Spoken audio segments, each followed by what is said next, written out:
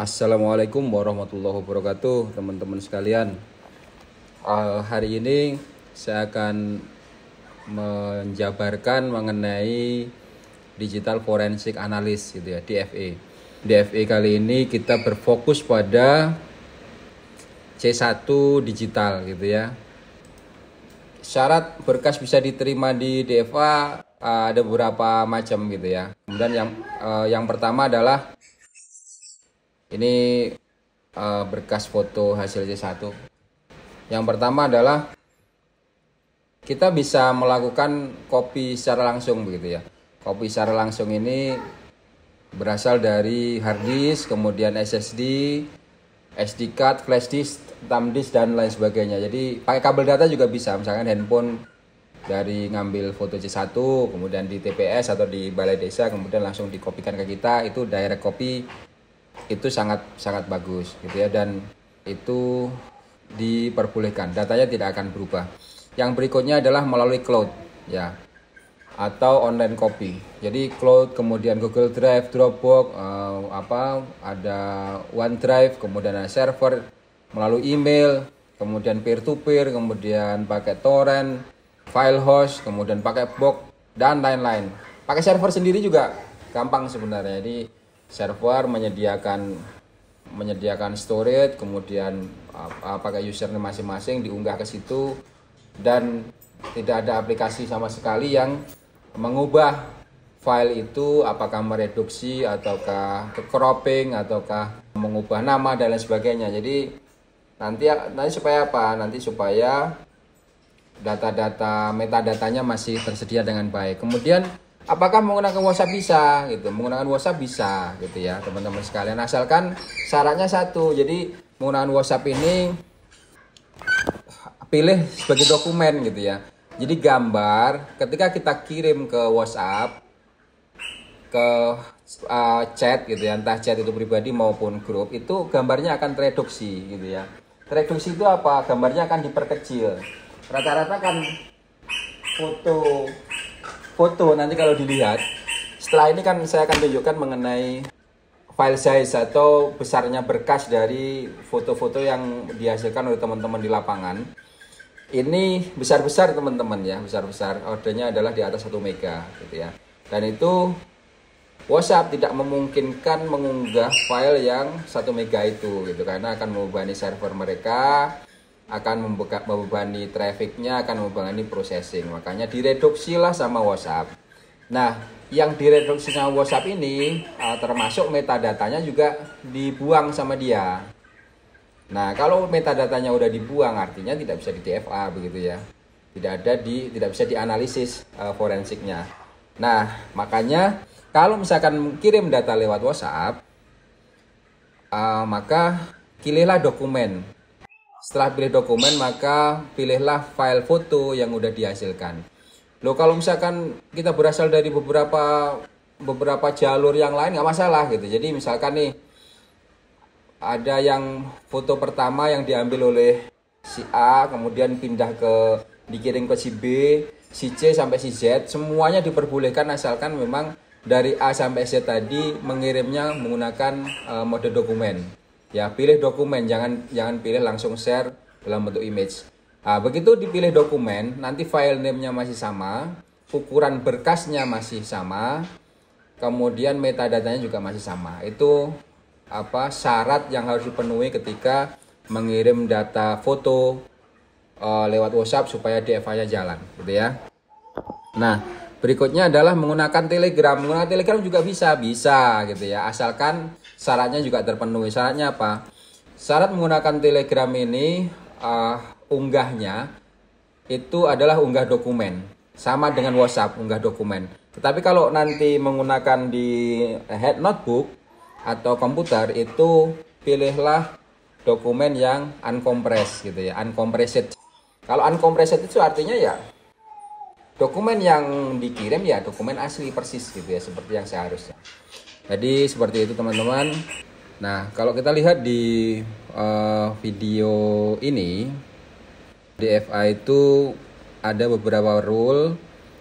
Di antaranya adalah sistem administrator, kemudian storage engineer, kemudian network engineer, kemudian database administrator, email engineer, visualization and cloud storage engineer, mobile device technician, software developer, reverse engineer, dan project manager. Kemudian ada yang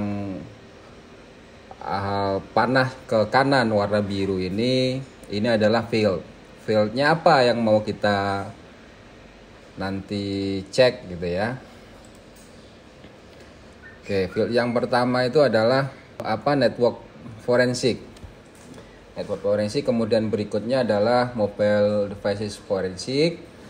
Kemudian yang berikutnya adalah C1 dalam bentuk digital, dan nomor 4 adalah komputer forensik, dan nomor 5 adalah accounting forensik. Nah, jadi begini, cabang-cabang atau detailing dari field ini ada banyak banget sebenarnya, ada puluhan. Cuman saya coba cuplik total 6 ini.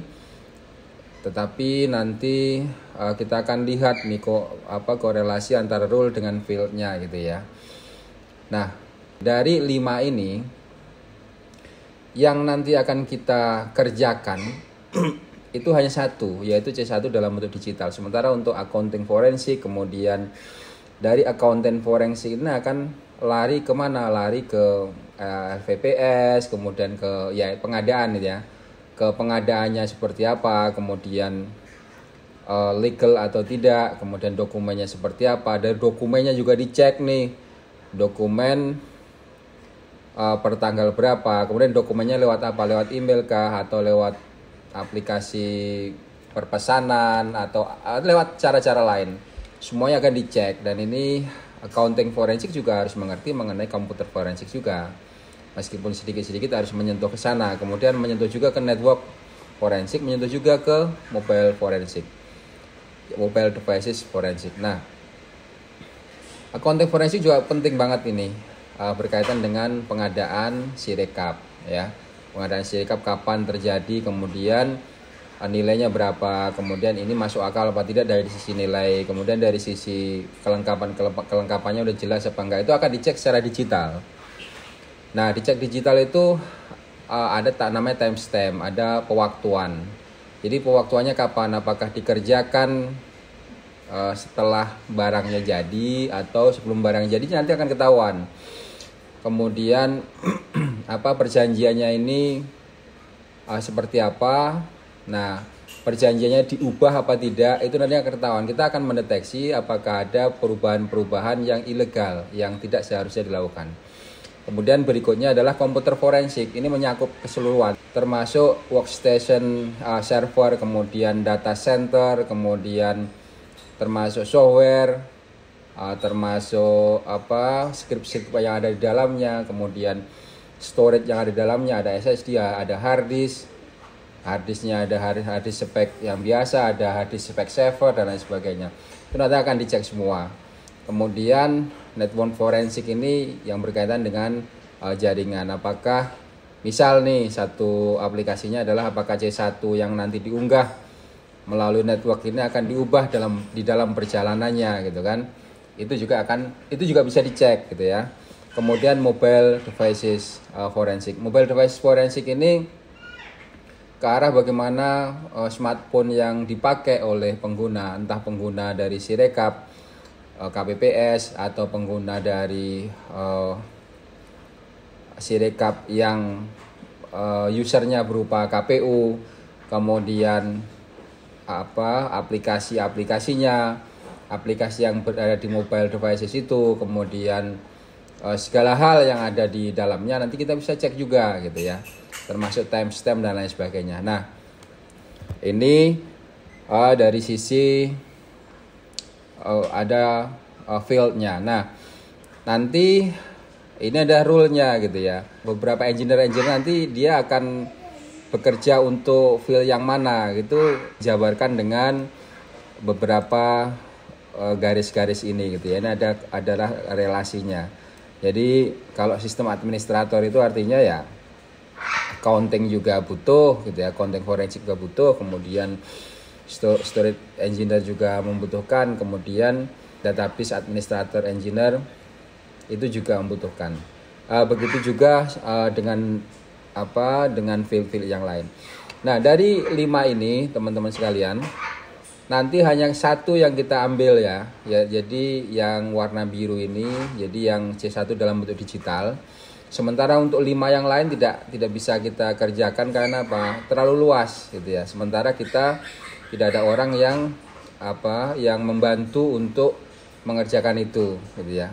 Tapi ketika nanti dari video saya ini, ketika nanti tersebar, kemudian ada teman volunteer yang mau membantu untuk DFA, nanti bisa kita bicarakan, kita berbagi pekerjaan begitu ya. Mau di bagian mananya, apakah mau di komputer forensiknya, apakah di accounting forensiknya, atau mobile devices forensik. Nah, kita fokuskan sekarang adalah C1 dalam bentuk digital. Nah, C1 dalam bentuk digital ini saya membuat sebuah timeline gitu ya, timeline di mana sebenarnya C1 itu dia berasal dari mana gitu ya. Ternyata C1 ini berasal dari kertas teman-teman ya. Jadi semua pada tahu nih berasal dari kertas. Nah, kertas ini berasal dari mana kertasnya, bahannya apa? Bahan kertas ada banyak ya, ada bahan kertas dari pulpnya kayu, kemudian ada yang dari ejeng gondok, kemudian ada yang dari kertas daur ulang, kemudian ada berbagai macam yang lain. Nah, ini nanti juga kalau kertasnya ini ternyata bahannya berasal dari satu macam, maka ini juga bisa kita tahu ketika nanti yang beredar di pasaran ini tidak sesuai. Jadi ini juga bisa di forensik gitu ya. Kemudian bahan kertas ini juga bisa mengacu pada jenisnya, kemudian beratnya. Berat kertas itu ada 60 gram, ada yang 70 gram, ada 80 gram, dan lain sebagainya. Kemudian ukurannya, kemudian warnanya, apakah warnanya putih cerah, apakah putih agak buram, dan lain sebagainya. Nah, ini juga bisa dicek. Kemudian langkah yang kedua yang bisa kita cek juga adalah mengenai percetakan atau produksi dari C1. Nah, produksi dari C1 ini ada beberapa macam gitu ya. Yang pertama, apakah lewat menggunakan percetakan atau menggunakan fotokopi gitu ya. Kalau percetakan nanti kita akan tahu nih ukuran mesin produksinya seperti apa, kemudian dari jenis tintanya seperti apa. Kemudian kalau fotokopi juga kita bisa cek fotokopinya hitam putih atau warna, kemudian ukuran dari kertasnya, tipe dari kertasnya berubah apa tidak karena fotokopi itu. Nah, kalau ternyata memang dari KPU ini speknya adalah spek yang sudah dikasihkan dari hasil percetakan, maka ketika nanti C1 ini ternyata masih kosong dan difotokopi, itu akan ketahuan teman-teman ya. Dan begitu tidak sesuai, ya kita akan eliminir itu gitu. Nah, artinya begini, kalau C1 itu berasal dari hasil percetakan, kemudian yang beredar dan masuk ke dalam situsnya Sirekap ternyata adalah ketahuan itu adalah hasil dari fotokopian kemudian difoto, maka itu juga tidak sah. Begitu ya. Nah, langkah berikutnya adalah C1 yang udah kosong ini didistribusikan. Ini juga distribusi ini ada beberapa kadang-kadang ada beberapa permasalahan juga di perjalanan gitu ya. Di perjalanan apakah ditukar, kemudian mengalami kerusakan karena ada hembusan angin dengan kelembapan yang tidak sesuai dan lain sebagainya gitu ya. Kemudian berikutnya adalah setelah C10 ini terdistribusi semua ke TPS dan akhirnya C1 ini kan terisi begitu ya, diisi karena udah ada pemungutan suara, diisi, kemudian ada tanda tangan dari beberapa petugas. Nah, berikutnya adalah setelah diisi itu kan ditempel teman-teman ya. Tempel. Nah, setelah ditempel kan difoto. Nah, C1 yang difoto itu adalah C1, hasilnya itu adalah C1 dalam bentuk digital. Dan C1 itulah yang nanti akan kita forensik, C1 ini saja gitu ya. Sementara proses yang sebelumnya, yang beberapa tahapan tadi, tidak kita proses. Kenapa tidak kita proses? Ya kita kekurangan SDM lah. Yang pertama itu, yang kedua resource-nya pasti besar sekali karena itu kan namanya barang non digital. Itu kan kita mesti megang fisiknya dan seluruh Indonesia ada 823.000 fisik itu kita harus pegang itu sepertinya dengan waktu yang sangat terbatas tidak memungkinkan gitu ya. Tetapi kalau misalkan memang saya bisa nih membantu dengan senang hati. Dengan senang hati karena apa? Untuk pemilu yang jujur dan bermartabat begitu ya. Nah, dari C1 dalam bentuk digital ini nanti akan masuk di dalam smartphone-nya teman-teman yang sudah memfoto itu, teman-teman ya. Ketika udah difoto, maka tinggal diunggah ke mana? Ke dalam apps-nya Sirekap. Gitu ya. Setelah masuk di app-nya Sirekap, maka nanti akan di-compare atau dibandingkan dengan C1 yang manual gitu, perhitungan manual gitu ya. Kemudian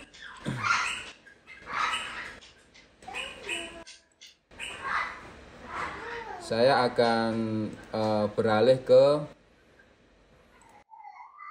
grafik gitu ya. Grafik ini teman-teman sekalian, nah kita perhatikan ya, grafik ini kelihatannya cukup rumit gitu.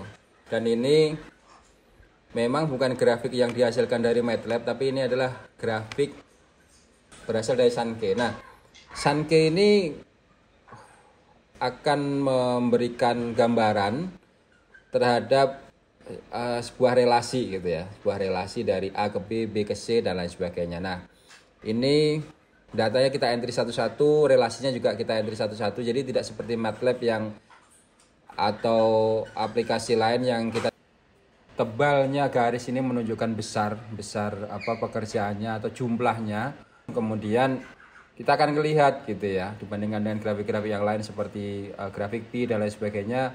Kalau grafik P itu kan sebatas membedakan atau kita akan mempermudah secara visual dari sisi perbedaan masing-masing suara gitu ya, atau masing-masing nilai gitu. Kalau ini selain bedanya juga ada relasinya depan dan belakang. Jadi kita mulai dari yang pertama adalah sebenarnya hasil dari C1, hasil dari kontributor ini berasal dari beberapa teman-teman gitu ya, beberapa pihak gitu. Yang pertama adalah dari perorangan gitu ya. Ini perorangan, kemudian ada dari pemilu.co. Kemudian kita masukkan ke dalam satu sistem di C1 kontributor itu, bisa dipindah-pindah ya, bisa dipindah-pindah dan mempermudahkan penglihatan gitu atau visual. Kemudian yang berikutnya adalah berasal dari mana? Dari C1 dari KPU. KPU itu yang Sirekap teman-teman ya, dari Sirekap. Kemudian berasal dari cloud ya, cloudnya itu beberapa dari tim pemenangan. Kemudian C1 dari WhatsApp, yang berikutnya adalah C1 dari Telegram, dari sosmed yang lain gitu ya, kemudian dari situs yang lain gitu ya. Nah, ini akan diproses ke digital forensik, jadi DFA 1, proses DFA 3 sampai proses DFA 7 gitu ya. Proses DFA satunya ini berada di sini. Berada di sini ya. Jadi kenapa berada di sini? Karena yang ini adalah yang ada hasilnya gitu ya. Kita pisahin di bagian lain. Nah, sementara yang di sini, jadi yang tadi dari hasil kontributor ini, kemudian dari beberapa situs yang saya sebutkan tadi, kemudian di DFA, di sini adalah bisa sebagian gitu ya.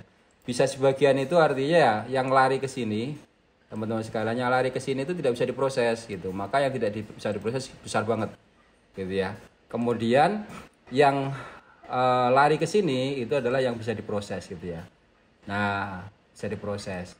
Kemudian yang bisa diproses dengan yang proses DFA yang pertama tadi itu akan menghasilkan beberapa item. Nah, yang dalam proses ini dia akan volunteer yang pertama akan menghasilkan, volunteer kedua sampai volunteer yang ke-10 ini akan menghasilkan hasil-hasil sendiri-sendiri gitu ya. Di luar dari proses yang pertama ini. Nah, hasilnya itu akan lari ke sini nih, akan lari ke ekstrak waktu gitu ya. C1-nya akan diekstrak nih waktunya. Berasal dari mana ekstrak waktu ini? Ekstrak waktu berasal dari volunteer 1, dari volunteer 2, dari DFA 1 gitu ya. Kemudian dari DFA 3 sampai DFA 10 ini ya. Nah, hasilnya apa? Hasilnya adalah diekstrak C1. Ini mungkin yang baru pertama di Indonesia teman-teman ya, mengekstrak seperti ini. Jadi dari C1 yang kita terima itu ternyata difoto dalam waktu 2 hari gitu ya. Dari semua yang masuk ini difoto, jadi ada yang difoto tanggal 14 Februari dan ada yang difoto tanggal 15 Februari. Jadi ada yang difoto pas hari pemungutan, ada yang difoto esok harinya gitu ya. Nah, berapa besar yang difoto pada hari pemungutan gitu ya? Kita zoom agak besar di sini. Jadi kalau kita perhatikan teman-teman, dari tebelnya garis itu yang paling tinggi melakukan pemotretan itu adalah pukul 14 lebih 16 menit sampai 14.30. Jadi ini adalah yang paling tinggi orang melakukan foto atau orang melakukan take picture-nya gitu ya. Kemudian yang nomor 2, 3 dan seterusnya sepertinya pukul 14.46, kemudian pukul 15 lebih seperempat ya. Itu juga sama. Kemudian berikutnya adalah jam 2 ini juga udah ada yang melakukan foto. Jam 2 pas. Kemudian jam 3 lebih seperempat, 3 sore ya, kemudian 3.45 dan lain-lain. Sementara yang lain adalah rata kecil-kecil gitu ya. Nah, jadi seperti ini. Ini baru pertama yang mengeluarkan data ini teman-teman, baru kita gitu ya. Dan ini jika ada orang yang membutuhkan referensi ini boleh nanti menghubungi kita gitu ya. Akan kita berikan secara cuma-cuma atau gratis. Kemudian esok harinya ada juga nih, dari data yang kita terima di esok harinya itu juga sudah ada yang melakukan, masih ada yang melakukan pengambilan data atau pengambilan foto. Yang pertama adalah ini datanya rata teman-teman ya, rata kecil maksudnya, rata kecil. Jadi jam 1:30 malam ada, kemudian jam 1:30 malam ada, sama jam 2:15 ada yang melakukan foto gitu ya. Nah, berikutnya ekstrak berikutnya adalah ekstrak ISO speed gitu ya. Berapa banyak orang melakukan pemotretan ini dengan ISO speed tertentu gitu ya. Nah, ini akan kelihatan dari tebalnya ini teman-teman, tebalnya apa namanya, garis gitu. Yang pertama adalah yang paling tinggi itu ISO-nya ISO 100 ya. 100 sampai 250 ini paling tinggi dari data yang masuk. Kemudian nomor 2 adalah ISO 20 sampai 50 gitu ya. 20 sampai 50 ini juga gede. Nomor 3 adalah ISO 50 sampai 100. Itu gede. Yang berikut, yang lain adalah yang sisanya gitu ya. Kemudian dari sisi menggunakan flash apa tidak gitu ya. Saya coba ambil datanya nih, agak naik supaya lebih rapi teman-teman, gampang. Nah, tidak menggunakan flash itu hampir 90%. Ya 95 lah ini. 95% tidak menggunakan flash teman-teman ya. Ini bisa dicek nih, bisa dilihat. Kemudian yang sisanya adalah menggunakan flash gitu ya. Flash itu lampu gitu ya, lampu smartphone-nya. Kemudian ekstrak jenis piranti. Nah, ini jenis pirantinya atau mereknya belum pada tahu kan? Pasti belum pada tahu gitu ya. Belum ada yang ekstrak ini soalnya. Jadi yang paling tinggi teman-teman kelihatan ya, dari seluruh data yang masuk yang paling tinggi adalah Samsung dan Xiaomi ya. Selamatlah Anda yang punya handphone Samsung dan handphone Xiaomi. Kemudian yang nomor 3 adalah Vivo. Nomor 4 adalah Apple gitu ya. Yang lain adalah Oppo gitu. Handphonemu apa? Oppo. Kemudian Infinix sama merek apa nih? Itel. Nah, ini bahaya mereknya. Nah, kemudian yang lain ada juga yang kecil-kecil. Yang kecil-kecil ini tidak kita masukkan karena nanti terlalu banyak dan garisnya kecil-kecil sehingga seperti serabut-serabut begitu. Jadi kita nggak masukkan gitu ya. Kemudian berikutnya adalah air battery teman-teman. Jadi bisa kita lihat yang paling tinggi adalah 1.8 gitu ya. F-nya 1.8. Kemudian berikutnya adalah exposure time. Exposure time saya naikkan ya, datanya saya naikkan supaya gampang. Yang paling tinggi adalah 1/200 sampai 1/100. Berikutnya adalah 1/50 sampai 1/21. Yang lainnya dianggap rata ya.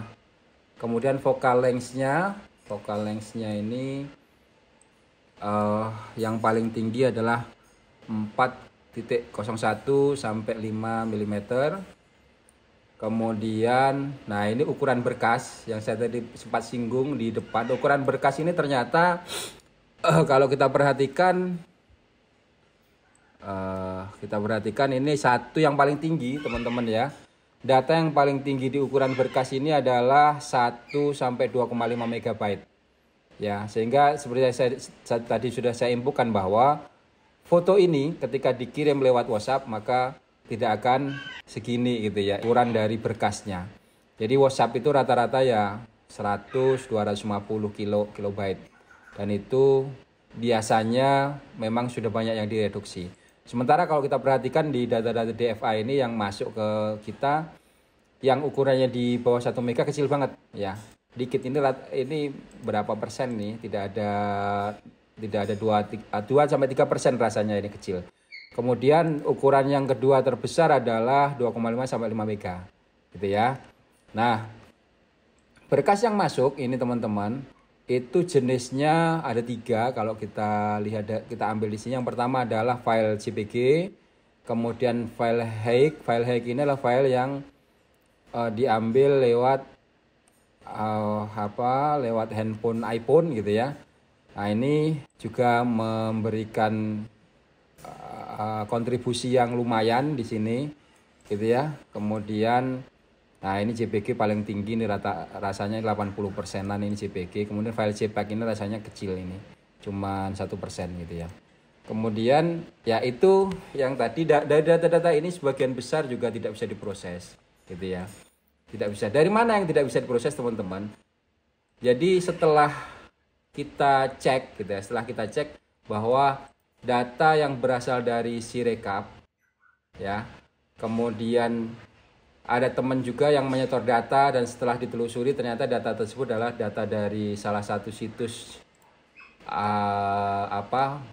pengumpul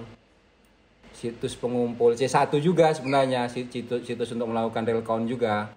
Pasti sudah paham lah situsnya mana gitu, dicari sendiri. Nah ternyata ketika kita cek juga hasilnya adalah situs tersebut mengubah C1 juga. Entah C1-nya berasal dari Sirekap ataukah memang sistem di internal mereka mengubah data itu. Nah begini, conclusionnya adalah dari data yang ada teman-teman sekalian, C1 yang berasal dari Sirekap ini sebenarnya C1 yang secara direct atau secara langsung berasal dari KPPS gitu ya. Nah, yang berasal dari KPPS itu seharusnya kan file asli, kemudian diunggah langsung ke server gitu ya.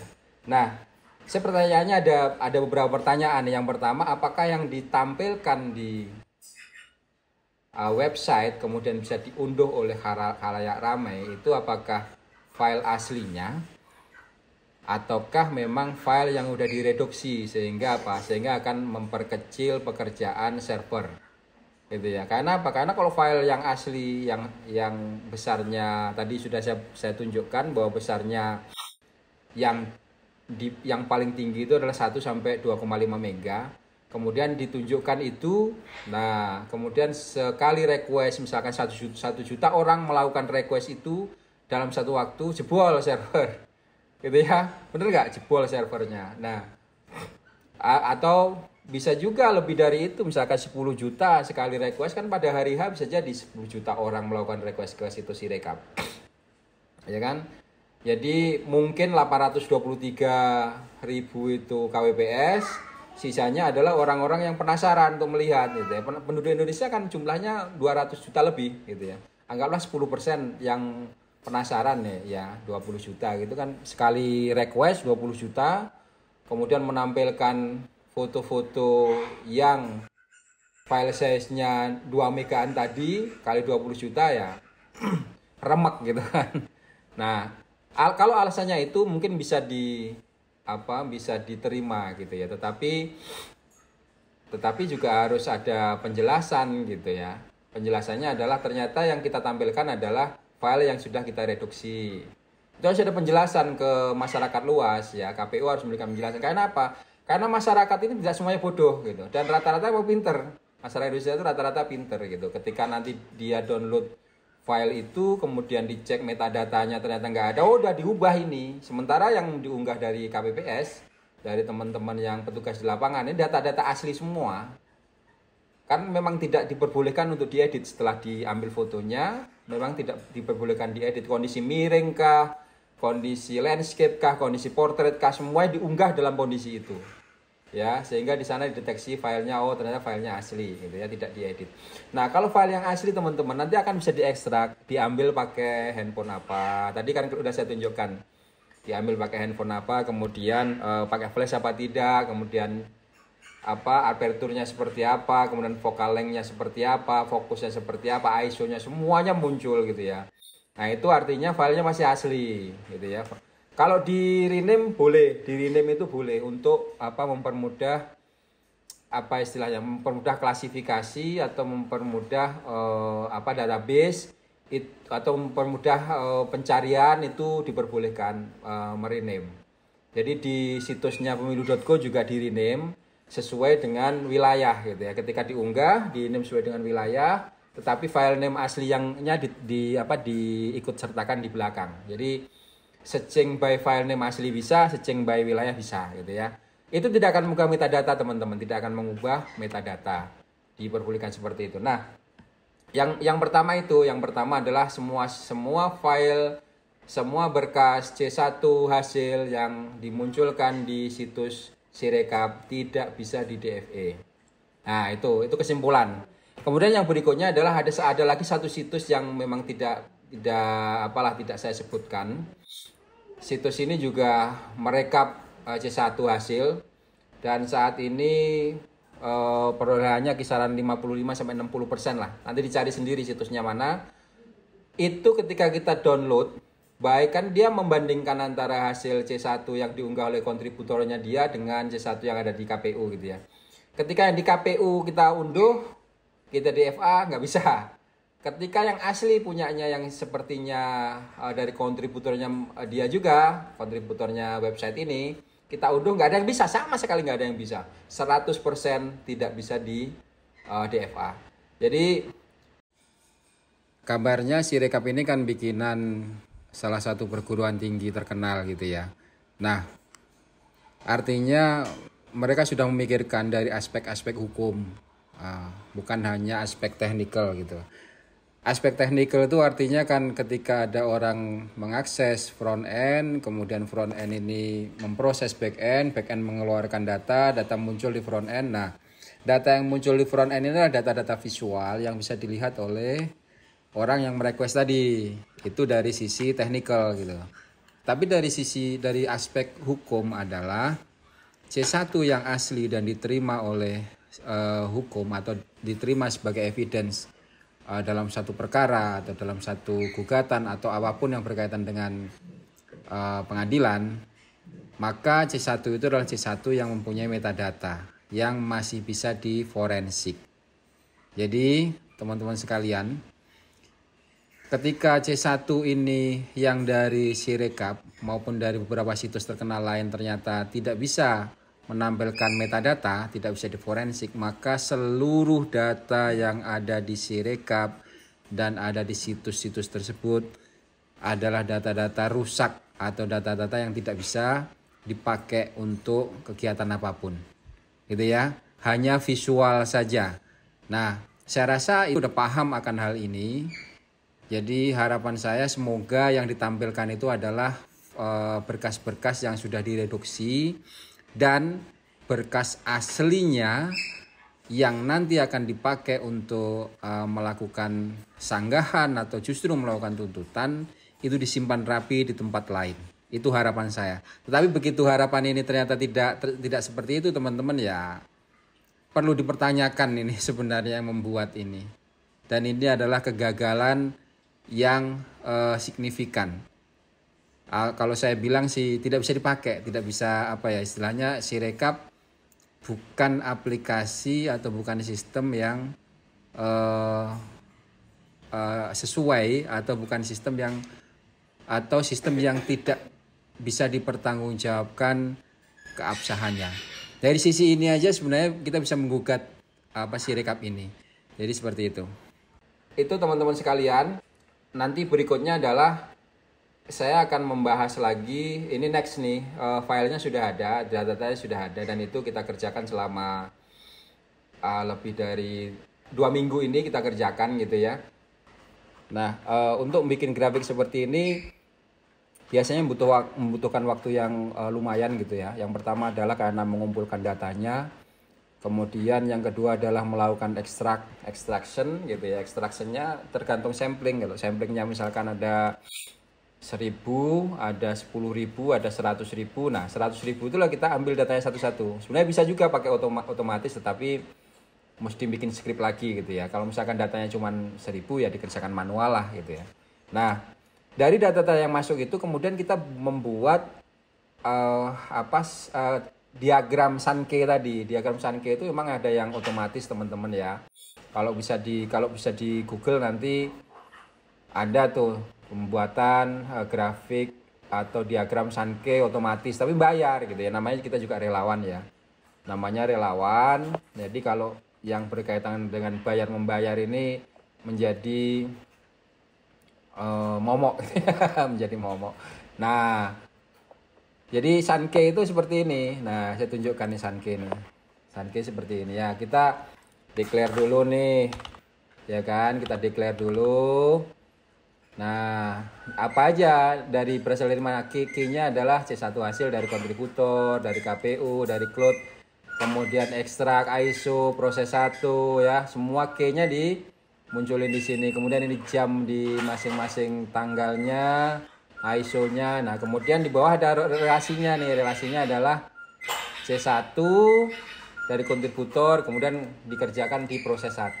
Dan sampai bawah, teman-teman ya. Jadi seperti itu. Kemudian teman-teman sekalian, saya juga ada satu lagi grafik Sankey yang nanti akan saya munculkan juga, dan ini sudah selesai gitu ya. Grafik ini akan memperlihatkan bagaimana relasi dari kesalahan-kesalahan yang dilakukan di KPU gitu ya, di Sirekap terutama. Jadi berapa banyak sebenarnya atau berapa persen yang huruf 0 itu berubah ke 8, kemudian berapa persen huruf 1 yang berubah ke 7, berapa persen huruf 1 yang berubah ke 4, dan lain sebagainya. Dan sepertinya ini bukan masalah OCR ya teman-teman. Sepertinya ini memang sudah dikerjakan di dalam gitu, di internet. If ratusan sama dengan 0, then diubah 1, diubah 8, diubah 7. Nah, itu kan sebenarnya gampang. Bikin script kayak begini ini gampang. Nah, saya akan tunjukkan di video berikut ini. Setelah ini maksud saya. Setelah video ini akan saya tunjukkan mengenai relasi itu menggunakan diagram Sankey juga. Baik, saya rasa itu. Terima kasih atas waktunya. Tetap semangat teman-teman. Semoga Indonesia menjadi lebih baik, kemudian kita berjuang juga sesuai dengan kemampuan, sesuai dengan keahlian, dan semaksimal yang kita bisa. Terima kasih. Assalamualaikum warahmatullahi wabarakatuh.